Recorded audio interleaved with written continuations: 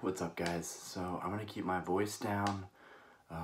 Aspen's asleep, as you guys may know. I just got off of a really late shift, but I won't have a shift at the bar at Starlight on 22nd for several days. So during those days, I'm gonna be putting out content, opening packs, talking about the market, and going into detail about where I think Pokemon is going, where I want to go with collecting. But I haven't really had time with my shifts to actually talk about what I'm going to be doing at the end of this month. So at the end of this month, there's going to be a Comic-Con that comes into North Carolina, and it's going to be at Concord Mills right outside of Charlotte, and like just barely outside of Charlotte. And so one of my friends that has Gatsby's Comics, he has, a comic business. He was telling me that Beckett Grading is going to be there. And that's funny because I recently watched a video of someone who got a card from a PSA slab, kind of like Logan Paul, and then sent it to Beckett and got it graded in a 10 from Beckett. Pretty incredible. Basically, I think I like Beckett. I think I like the Beckett grading slabs more than PSA. I don't know why. Maybe it's because it's a little bit more niche. If you eBay search PSA slab, graded slab cards, you'll find them all over the place. I'm not saying that there's a lot of them up for grabs, for affordable prices, but for the most part, they're all over the place. Now, Beckett, on the other hand, Beckett is not all over the place. There are not graded Beckett cards all over the place. BGS, if you will. It's funny because a PSA 4 Shadowless Charizard, this guy right here, a PSA 4, and the reason these are standing up is because they are magnetic slabs, and there's cards behind these cards, kind of magnetically connected, so they're all standing up. But it's funny because a PSA 4 Charizard goes for like 500 to 600 typically, but a PSA 4 BGS Charizard somehow seems to go for 800 to 1,000. Now, it just depends where the market is. Earlier in the year, the market seemed like it was in an all-time low, or I guess I should say during 2021, it seemed like it was at an all-time low, whereas now all of my bids constantly are getting upbid. I am getting a lot of competition from the collector community as far as Pokemon goes. Hi. Do you want a lamb gyro from Hall? Yeah. Okay. They're open? Mm. Okay. Be here in 30 minutes. Oh my goodness. Do you want to shower with me? Yeah. Okay. Okay. Of course I want to shower with my wife. She's hot. And showers are great. It's one of the best ways to be intimate in a relationship. If your wife ever asks you to shower with her, you shower with her. Anyways, back to the point. So it's crazy how the market's changed. I mean, right now, like the vintage base set unlimited packs that I was bidding on earlier, this year when I was bidding on them, no one was bidding against me. At like 350, 375, and of course, I wrote a really good review for Teddy 4 Bear 5 GNX, which is one of the sellers that I buy all of my vintage base unlimited packs from, because they only have one booster box, and once these are gone, they're gone. They're not going to have more of them. So I've been trying to get them, but of course I wrote this really nice review, and I think that's part of the reason that I'm getting such competitive bidding, because I basically said, hey, I'm a YouTuber, these are legit, they're great, they're some of the best packs around. Now, there was another review, someone else wrote that review, but how do I know that that person didn't buy them? Because I wrote the first, 5-star review on these packs. Anyways, my mom told me, well, why did you do that? And I was like, because it was the right thing to do, it was a nice thing to do, but, as far as the competitive nature of eBay, you don't want to review and leave good feedback from a seller that has like a niche product, like vintage old base set unlimited packs. Anyways, Teddy Bear, or I guess I should say Dave and Joy, if you're watching this, I appreciate you guys. I love you guys. I'm a little bit upset and sad that the prices for bidding on your packs have gone up substantially from when I started bidding on them. And now it's damn near impossible to win a pack. And, you know, we're bidding. I just won a Charizard pack not too long ago, like a couple days ago. It took me $500 to win that pack. There might not be anything in that pack. $500 for a Charizard artwork pack. Now, I hope it's heavy. That would be worth $500. But if it's not heavy, I just got burned. You know, it's still going to be a great condition pack. I'll still be happy with it. But you hear what I'm saying? Like, the prices are coming up substantially for vintage Pokemon. And that's why I'm wanting to kind of step away from the modern TCG. Because I'm feeling like it's a waste of my time. And I mean that as sincerely as possible. I'll watch the show. I'll keep up with the modern series. I might buy a pack here or there, but I'm done trying to chase the chase cards in these sets. I'm done. It's been a good run, but I'm headed back to vintage. It just sucks because now that I'm headed back to vintage, I've spent all this time chasing cards out of the newer sets, and now that I'm putting time towards the vintage cards, I have so much competition. You cannot tell me that Pokemon is not a good investment as far as the vintage cards goes. The market is just booming. It is just getting higher and higher. Now, of course, I'm bidding on really rare items, like really rare theme decks, really rare gift boxes. Today I was working, so I couldn't keep up with it, but I lost a bidding for a Tempest gift box, which has a base set unlimited pack, a fossil pack, and a jungle pack, and it has a sealed Tempest theme deck, which there are some of them posted for anywhere from $300 to $900. So you get a lot of value in that box. It had a little bit of rat nibbling on it, so it damaged the value of the sealed product. But in terms of just opening up the box, you're getting a base set pack that's untampered, that could be a heavy. You're getting a jungle, untampered, could be a heavy, and you're getting a fossil, untampered, could be a heavy.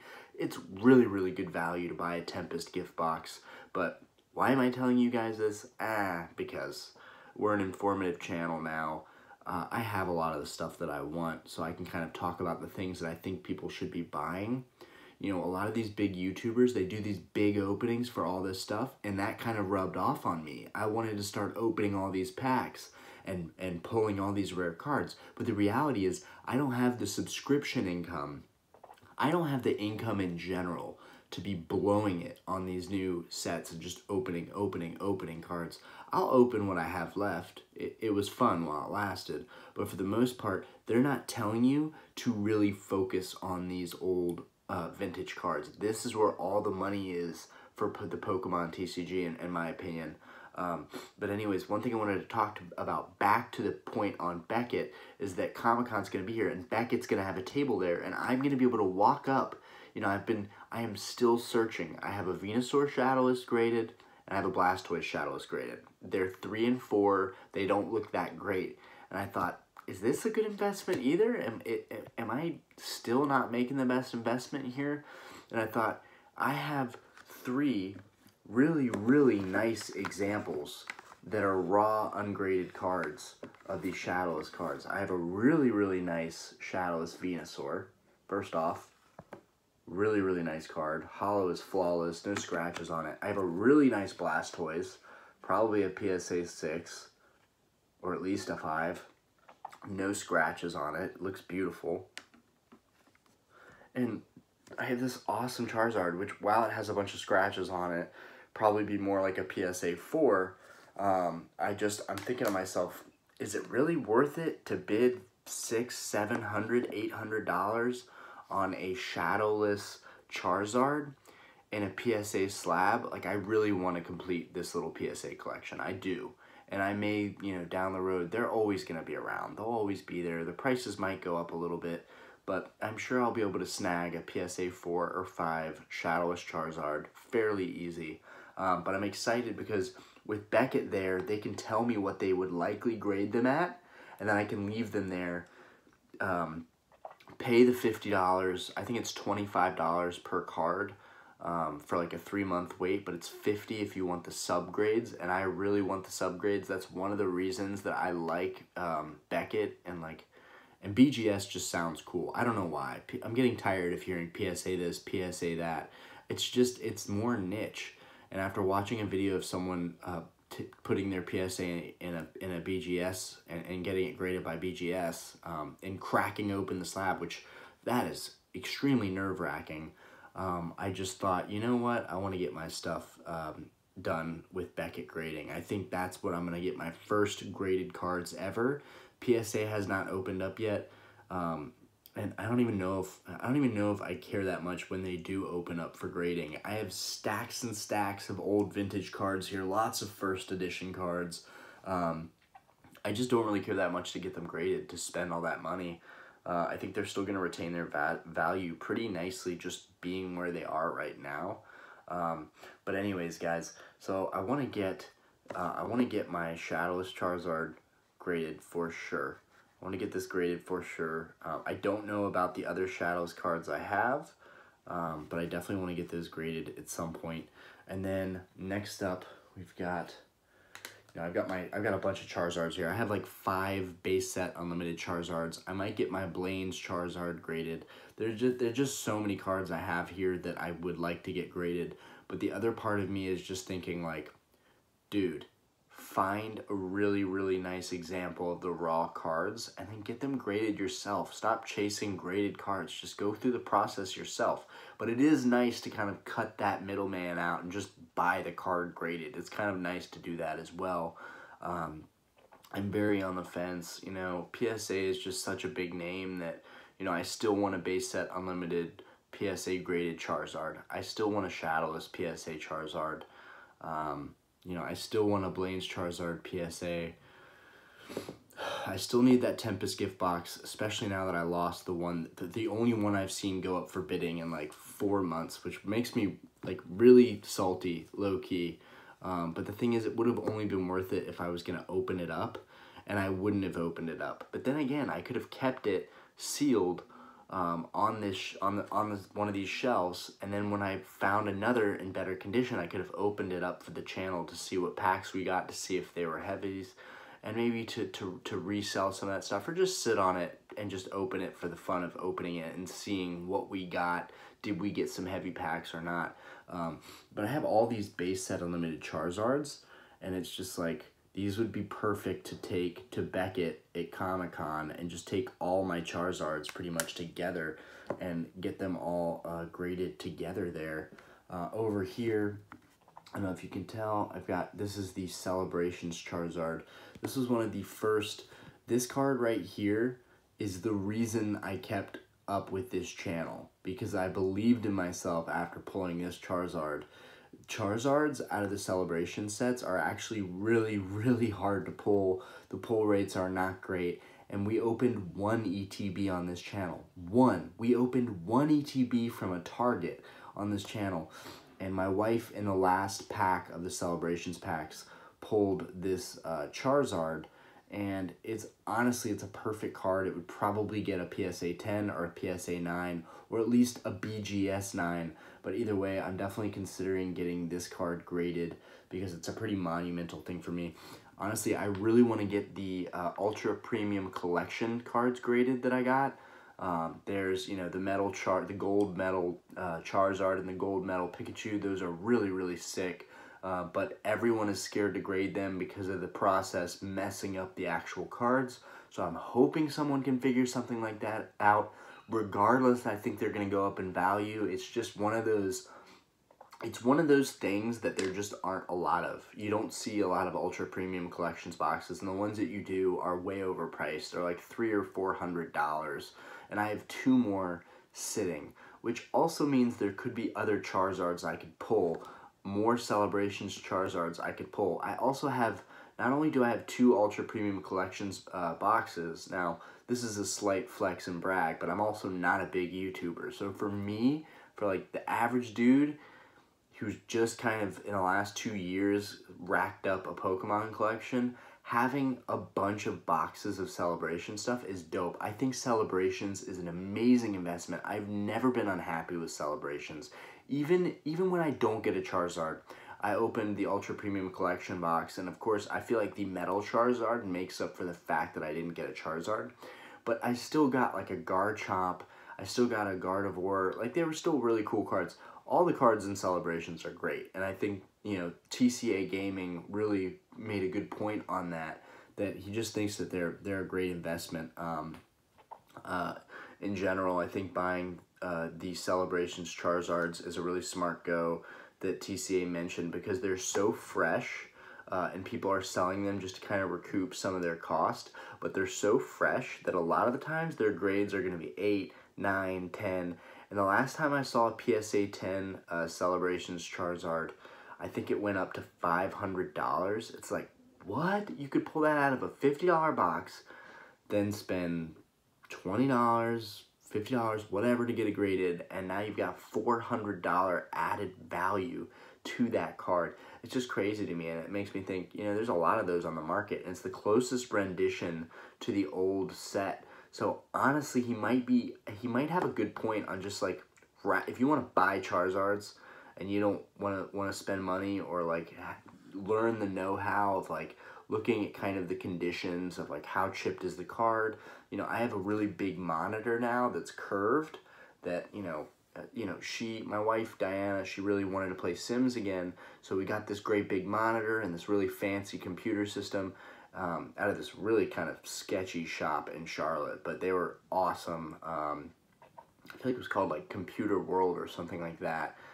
Really, really weird experience there, but nonetheless, it's an amazing computer. We have an amazing monitor. It's just sick. And like when I am on eBay looking at cards, it's like I can close up see the card and all the imperfections. So for me, I think I'd rather be hunting the older cards and just keep stacking up my old Charizards. Even though I don't really have that many, I would love to have like just like dozens of Charizards. That'd be sick. But yeah, I think the Celebrations Charizard is a really good one to go for as well, because it's new and can get really high grading. It's not going to get used in the TCG, so why it would ever get worn is beyond me. That's another important fact, is that it's not used really for the TCG game, so it's a perfect card. Well, I don't know if it's used, but it's a perfect card for collectability to just stack up on and sit and later on get them graded when they become more scarce. Let's see.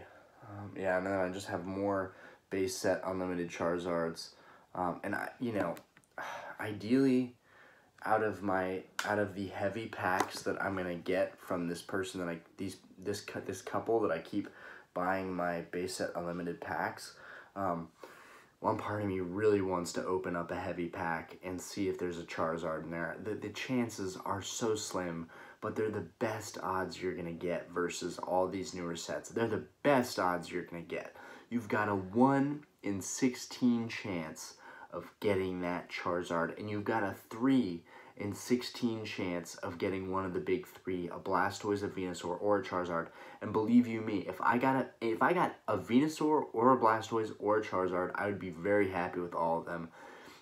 Ideally, I want the Charizard, but even like a Blastoise, I would be so hype if I had a brand new Blastoise out of a pack that I pulled myself that is 23 years old, if it's from 99. I'm super stoked, and I do have a lot of vintage packs. You know, I have first edition Jungle, first edition Fossil. I have some Jungle packs, I have some Fossil packs, some of which are just light, and there's probably nothing in there. I just have them for the collectability of having them. But this seller is like these base set unlimited packs that I've been buying are like one of my favorite things to invest in. But yeah, so I'm excited about Beckett to be at Comic-Con. I know I'm going off on tangents, but it's one of the rare videos where I'm just going to talk about kind of my game plan moving forward that makes more logical sense than just opening pack after pack after pack after pack. I am going to open some packs in this video. Maybe we pull something good. That would be awesome. But the reality is that I'm probably not going to get any alternate cards. I've already opened the vast majority of my packs. There's probably not a lot left. And even if I got an alternate art Rayquaza or a Mew, VMAX, it's like none of that stuff, honestly, the more I think about it, it doesn't make me that excited. Celebrations, at least I can be excited about maybe getting a Charizard. But yeah, so one thing I didn't talk about that I'm going to do in this video right now, you know, Brett, you asked me what's something that's really cool of yours. So I'm going to bring out 2 booster boxes. I'm going to bring out this Neo Destiny booster box that has like 18 packs. And then, you know, it kind of sucks because I was messing with this base set unlimited booster box the other day, and I actually creased this part right here. I don't know if you guys can see it, but I actually, I don't know if you guys can see. You should be able to see it, but I creased it right here, just kind of meddling around, and it's all good. It's just a box. Ultimately, the box is still in good shape, and the box itself is only worth like, you know, 80 to 100 bucks, somewhere around there. They've gone up, I think, a little bit, but yeah, these are like my 2 favorite things right here. This one, you know, for obvious reasons, it's a beautiful box. It just makes me feel like I am really like a luxury collector, if you will, because this is the cream of the crop right here. You want a booster box, you know. This is the thing that people ultimately want really bad.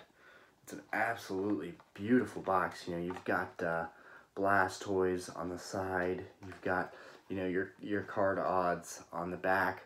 You've got, you know, this Charizard, which is actually the Japanese Charizard. There's a Japanese promo CD that this Charizard comes with, and I'm probably gonna get one because the more I think about it, this is probably one of my favorite artworks. And it's funny because the Shadowless box has you know, this Charizard on it, but the base set unlimited has this Charizard on it. Anyways, this guy is filling up nicely with packs.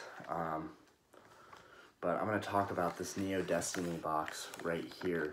So this Neo Destiny box right here, I think I paid $150, right? So I have behind me stacks of Neo Destiny cards. This person had all of the booster packs, all of the original. Guys, I'll just get them out because I can. And I just refilled the packs. You know, they're still open. I didn't reseal them because I'm like, these are like high dollar items, so I don't want to tamper with them and seal them just because I think it would be cool, because honestly that might damage the value. Even though it would be cool to reseal them just to have for my own collection, you know, a food vac sealer, from what I know, because I've used it, just messing around. A food vac sealer can actually reseal these old packs and the new packs. That's how easy it is to reseal stuff, which is why it's very sketchy to buy old vintage packs. Just in general, everything is sketchy, you know, with the sealed products, with resealed products. But yeah, so you've got your beautiful, you know, I don't talk about stuff like this because I got it, you know, so long ago, it feels like, that I just don't need to talk about it. But this would have been really cool to make a video. When I first got this, I was so excited. You know, I was so excited. I got all these, you know, first editions and commons and uncommons and some rares out of Neo Destiny, and that really got me into wanting to collect the booster boxes. I paid $150 and I got like 300 cards, 18 pack arts that are in really, really good shape. You can still see the indentation sitting on top of one another when they were first come out. This is with, you know, packs that you're just getting out of the box now, and this is with packs that are from the old days. So we've got a Celebi artwork here. We've got a Togetic artwork right here, and the artworks for these packs are absolutely great. And then, of course, one of my favorite Pokemon ever, we've got this Tyranitar artwork right here. So I have a pretty much like a half filled, because there's 18, so it's 36 to a box. I have a halfway filled box of just kind of, I put the packs back together, and everything is there on top of all the extra cards, on top of the fact that the box is in great condition. And I spent $150 on that. Did someone probably open this recently? Maybe. Do I think that that was the case? Absolutely not. I think that this was something someone found in their garage and storage, whatever, and when they were a kid, they opened all these. They kept all of the shiny cards, because there's rares in here. There's rares in there, so it's not like they knew what they were doing. They just kept the shiny cards, and then they kept, the wrappers, which is honestly rare for something so old for people to have kept the wrappers. I just don't think someone who spent $50,000 on a box like this sealed nowadays, even 20 grand, let's just put it that way. I don't think someone who spent that kind of money would just take the hollows out and then sell all of the other merchandise so nicely packaged like this. Now, I will say, it was just wrappers. They didn't, have the cards, they didn't market it as packs are already opened. They were just, wrappers, cards, and a box. And I also got that with the Neo Destiny box. I'll bring this over here as well. I also got that with the Neo Destiny box. Now, this one didn't have packs, but it had a ton. This is a first edition, not Neo Destiny, Neo Discovery. This is a first edition Neo Discovery box. These are super hard to find in this kind of condition, and it's packed full, like stacks of first edition Neo Discovery. Now, this, I talked about this as one of my favorite cards, this first edition Houndoom. I bought this just because it was one of the cards that, if I was chasing cards in this set years ago, it would have been one of the cards that I definitely went after. But I got both of these from the same seller for, I think $300 for both boxes full of cards. This one had all the packs. Those are like my best budget buys ever, by far, ever. The cards are in immaculate condition. I have so many on the table, mainly from Discovery and Destiny. And he also threw in a ton of Neo Genesis cards, which is great because later I got a Neo Genesis box and I stocked that full of cards. And I'm talking tons of first editions, so that's probably my best play this year. I was sharing that with some of the guys that I buy from, and they're like, dude, I don't know how you found those boxes full of all those cards for that cheap. In the condition that they're in. I mean, guys, this box is beautiful. It is absolutely stunning. The artwork on this box, the Celebi, the Jolteon, the Tyranitar, the Ampharos, the Togetic. On the side it's got Octillery. On the back it says to light and to darkness. I still need some displays for the decks. I still need the deck displays, and all this stuff is getting so hard to find. I feel like I really hit the jackpot, this past 2 years, just collecting some of this stuff while I could. We've got this Noctowl right there.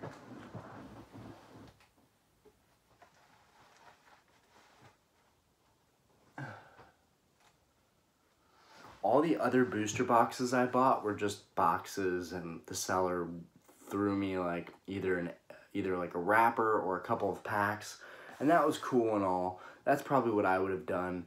I definitely I'm not gonna gift a lot of the stuff that's vintage, just because that's the stuff I hold most dear.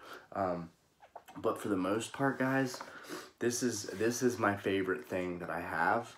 I've invested a crap ton of money into getting these packs one at a time from the same seller. I've also asked them if I could get the original wrapper for that box that I'm buying all these packs from, and the box itself. I will probably be putting this one up for sale just because it feels weird to have one box, or I'll just keep it because it's just a great collector's item. But it feels weird to have one box. Yeah, I'll probably keep it and fill it up with other packs that I buy. Yeah, that's probably what I'm going to do. But I want the original box so I can put the original packs. And I'm the only one that's asked for the box thus far. And I think that's kind of funny. But yeah, so this is my favorite thing that I have. This is actually, I have one Blastoise pack that's heavy. It's the only one that I know is for sure heavy because it's 21.2. And just the artworks, like, yes, I paid $400 to $500 for these, but they're absolutely beautiful. They're absolutely gorgeous. I have two Charizard artworks as well. This one weighs in at 20.9, which is not shabby. It's not shabby at all. I really gotta be careful with these so I don't drop them. This one weighs in at 20.88. So this is the second one. And I also won another Charizard artwork, which they're kind of doing it like a lottery where they just kind of, it's all random. So I might have gotten a heavy Charizard pack. I don't know. But yeah, I don't have a Venusaur art set. I'm bidding on one tonight, so I'm hoping I win that. But this is just my favorite thing here. Just like, it just feels like gold having all these old packs. Just like, oh, one after another. Just like, oh my goodness gracious. Look at all these beautiful packs. Oh my gosh, guys. So this is definitely, I just don't want to damage them. This is definitely my favorite investment. And what kind of started all that was really, you know, one of the sellers that I bought most of my booster boxes from, he actually, guys, shh. One of the sellers, guys, stop. One of the sellers that I bought, see, now they're making me raise my voice. Stop it, Cleo. One of the sellers that I bought a bunch of boxes from, like these empty booster boxes that I've been filling, he was the first one to kind of gift me something like this. And his name on eBay is Doc Nostalgia. He's sick. He's honestly, like, his collection inspired me. He's the reason I built this room, is because I was inspired. He said that when he goes into his loft that he built custom around like Pokemon and Nintendo, when he goes into the loft, everything fades away and he becomes a kid again. And like that rubbed off on me immensely. And I wanted what he had. I wanted that. At first I just had like a wall that I was pressing all of my stuff against. And I had no reason to want to do a YouTube or to sell stuff. All I cared about was collecting it. Now I have a business, I have a YouTube, but he gave me these packs. He gifted me these beautiful dark artwork base set limited, because there's two kinds. There's a darker print and there's a lighter print. And I don't like the lighter print one bit. For some reason, these darker prints just look so much better. And I shouldn't have done this, but these were all damaged. So, and I had some base cards. I had some base set cards. So what I did was I put, 11 cards? I put 11 cards from base set in each of these, and just kind of treated them as light packs, and I resealed them with my vac sealer. But I keep these on the bottom of the booster box.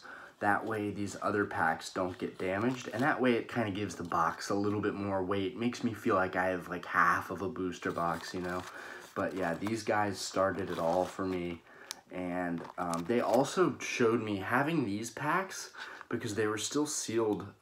They were still, like, this one is actually legitimately fully still sealed from the bottom. So when I got my first base set unlimited packs from another seller that I claimed were resealed, that is how I went about doing that, is because I looked at mine and I was like, this seal is absolutely flawless on an actual sealed pack. So how could it be that, how could it possibly be that the seal looked so, you know, kind of tampered with and messed up? And so I sent 3 base set unlimited packs back.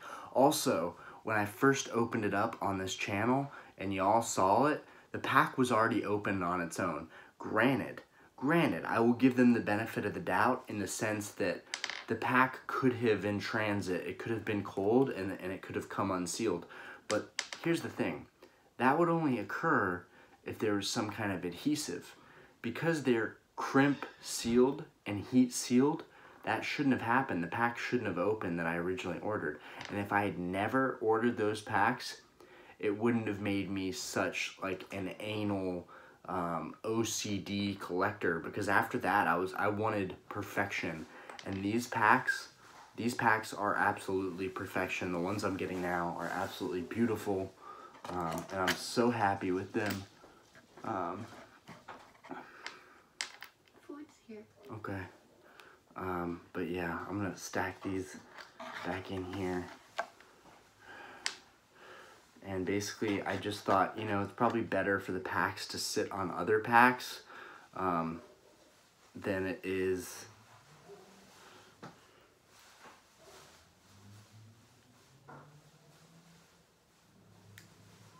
Oh no.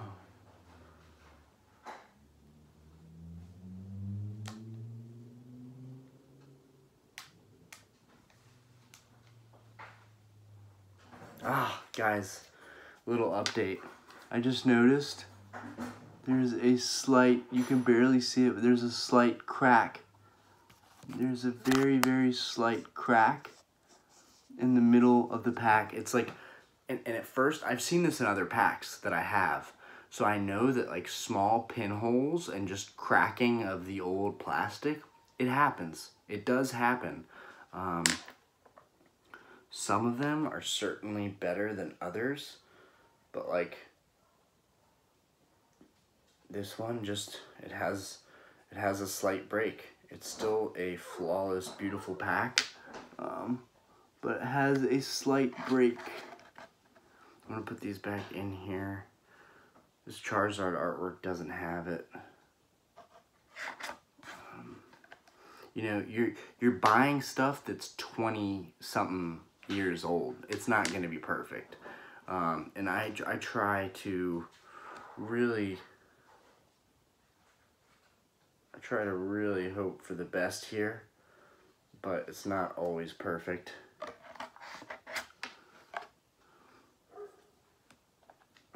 Yeah, some of the packs are like perfect where the seal is, and some of them have a tiny little crack at the top of the seal. It makes no difference to me. I still love the packs all the same. But yeah, guys, these are definitely my most like prized possessions. My Charizards and the base set unlimited packs that I have, and it just goes to show you like what are the things that are really valuable that are always going to go up in value because of the scarcity. This stuff. Anyways, guys, let's go ahead and I'm going to move all this stuff kind of out of the way. And we've got some packs here. I've got an Evolving Skies pack.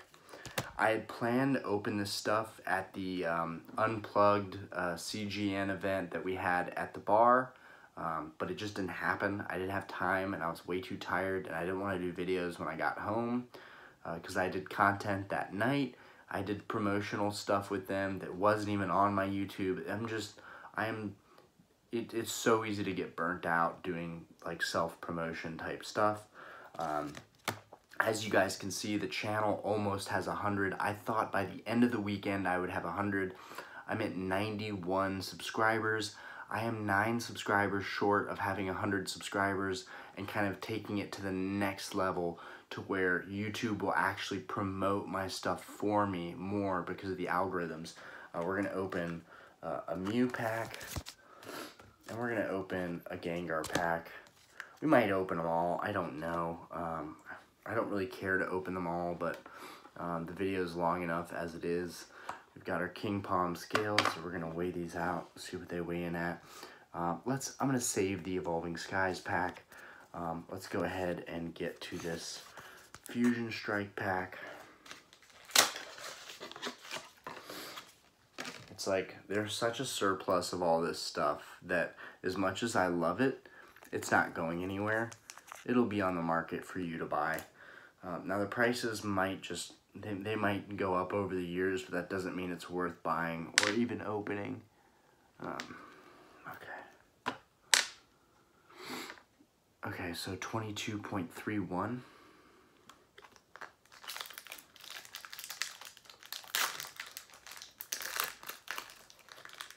I butchered this pack. Butchered it. Oh my gosh. We didn't get anything. Oh. Low battery. We did not get anything. Oh my gosh. What a surprise. This is exactly like I'm so burnt out from these newer sets, and I just got into the hobby. That just goes to show you like what's most likely going to happen with the trend of Pokemon cards. Are people really going to try and keep up with chasing all the new sets? Probably not. It's probably going to be big YouTubers that have a lot of income, that are getting a lot of subscription income, that are able to just blow it on new sets. What I like about some of them, like, you know, Leonhardt, Pokerev, you know, and Unlisted Leaf. I mean, there's a lot of good ones that they open a crap ton of new stuff, and then occasionally they do an awesome booster box opening. That's the kind of stuff that I like. Honestly, that's the stuff that I'm going to be watching, is those openings. But, alright guys, we got a Water Energy. I don't have my glasses, so I really can't see. Mandibuzz. It's kind of a cool vulture, kind of. Oh, wow. This artwork for this Ninetales is astonishing. I mean, in these sets, I still like them more than Brilliant Stars. There's no doubt about that. I like Fusion Strike, Evolving Skies, Darkness Ablaze, Chilling Rain, Vivid Voltage, all better than Brilliant Stars in my opinion. And Brilliant Stars has the Charizard. I'm bidding on that as well tonight, but I don't think I'm going to win it. I think I'm just going to let it go because honestly there's so many of them, and I have bigger fish to fry getting these unlimited packs. We got Phalanx, we got a Morpeko with some crazy red eyes, Trainer, get this Blowfish, Quillfish, and our reverse is a Dragapult. It's a rare reverse. And then we got this Claydol, which is a nice artwork. Gen 3 Pokemon. Moving on, let's open up this Gengar pack. It's a really nice artwork. I wish it was just Gengar, not like his big mouth open with his tongue flying out. I just don't like it that much. 22.43. Like some YouTubers, like Z&G Emporium, he does a really good job of just talking about the cards that are going to gain value and talking about the ones that won't. Like, he was just straight up like Poliwhirl or Poliwrath. No one cares about Poliwrath. Nobody wants a tadpole Pokemon. Like, and he's kind of right. If I open a base set unlimited pack, if that Blastoise pack has a freaking Poliwhirl in it, Poliwrath, I would be livid. I would be livid because, I mean, I wouldn't be livid. It'd be like, oh, cool, this card can fetch a PSA 10 immediately, but it's only worth $200 and I just spent $500 on a pack. It's probably why they're selling the packs and not keeping them, because the reality is that it's not worth it. There might be only one Charizard, and in a whole booster box, there might not even be a Charizard, which is the crazier thing. Like, it's just better to keep this stuff, as far as this vintage stuff goes, sealed, because your chances are not high. You know, you could go through 4 base set unlimited booster boxes until you get a Charizard. I'd like to know the pull rates on these. Okay, so we got a Fire Energy, Trainer, Pangaroo, what's that, Shelter. We've got this interesting art for Voltorb. We got a Pan Sage, one of those Pan cards. We've got Q-Font, Gligar, I believe. Yeah, that's a cool artwork. Drillbur, reverse, totally useless card. And we got an Arachnid, an Aquarachnid. Oh man,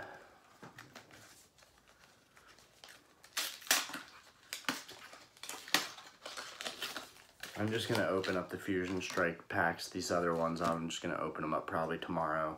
I just don't even feel like opening them up. Like, I'm putting no focus and energy towards these newer sets because they've kind of let me down.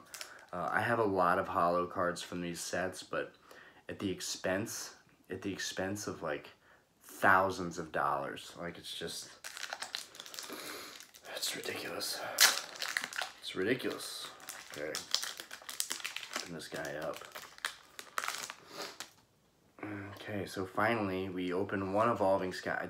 I just really like Evolving Skies. I think Evolving Skies is just fire. I think it's just fire. Okay, so let's end tonight on a banger. Come on. Trainer. We got the scraggly, Scrafty. Trainer. Cutie Fly. We've got, is that, Applin? Applin? This is a card? There's a card called Applin that just looks like an apple. You kidding me? Sableye. There was a YouTuber I just watched recently that said modern Pokemon TCGs is worthless. Like, in terms of collector value. Like, yes, you can play the game, but it's like worthless collectability wise. This was our reverse, and let's end it on a banger, guys. No, I already have so many of these. Marshadow. It's a Marshadow.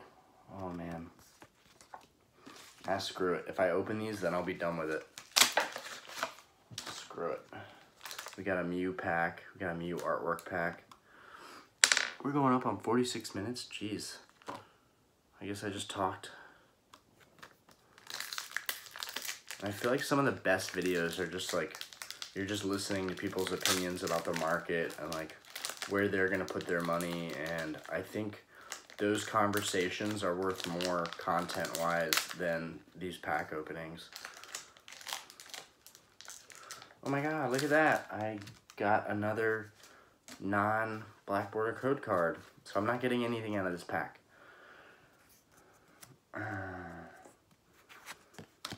Energy, Trainer. We got a really cool Lapras artwork. But none of this stuff is worth anything. Sizzlepede. I don't even know what that is. Klefki. Ooh, is that a reverse Lapras? Well, I always like these reverse Lapras, except for the fact that I have like 5 or 6 of them at this point. Oh, wow. Nice. I really, really like this Arcanine. I really do. I really want this Arcanine in a holo. That's that. I basically burnt out on all these sets. This one's kind of loose. We got a Gengar artwork. 22.3. Another pack that likely has nothing in it.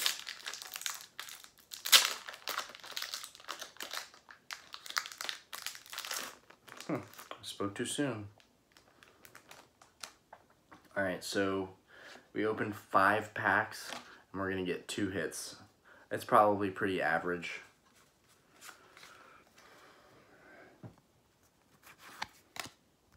And that was 20 bucks. 20 bucks could have put towards a vintage Charizard. Oh, what is that? Oh, it's a Mankey. It's a nice little artwork for Mankey too. Oh, what is that? What the heck? Krogunk. Okay. Krogunk. Okay. Got a Pansear. We've got, what the heck is that? Goomy? Goomy. There's a Pokemon called Goomy. Goomy. Okay. A reverse Voltorb. And come on, give me a good hitter. Please give me a good hitter. I'm begging you. I'm begging you. Come on. Ooh, no. Dang it. It's a freaking Greedent VMAX. Oh, I'm out. I'm out. Alright, guys. Peace out. It was good. Talked about vintage. Talked about where I'm going to go with my vintage collection. At the end of the day, I got a VMAX card and a holo. I spent 20 bucks. They're perfect graded cards. They're flawless. So maybe down the road they could be worth something. I just don't think that's going to be the case. I think that they could become $5 to $10 cards, maybe $20 cards, like max down the road. But for the most part, I just don't think these modern sets have what it takes to take it to the next level value-wise, the way that the vintage sets have. But we'll see, you know. I still have all the boxes sealed.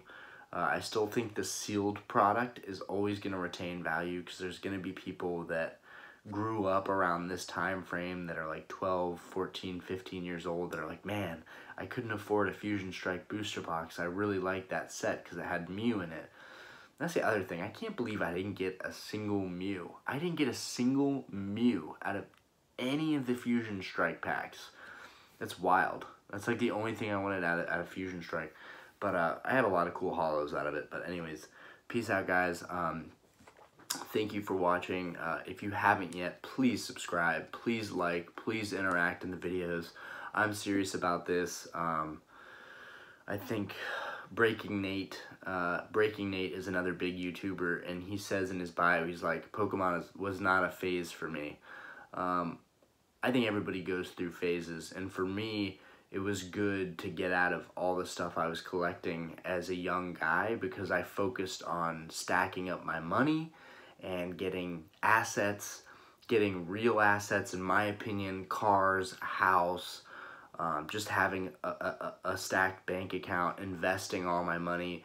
That was more important for me, and ultimately I stand by that, because down the road I have no idea what's going to happen with Pokemon. I love the hobby. I'll keep collecting. I want to see this channel grow, but ultimately, you know, having other assets is important to me. Making sure that I have other things that I can sell very quickly.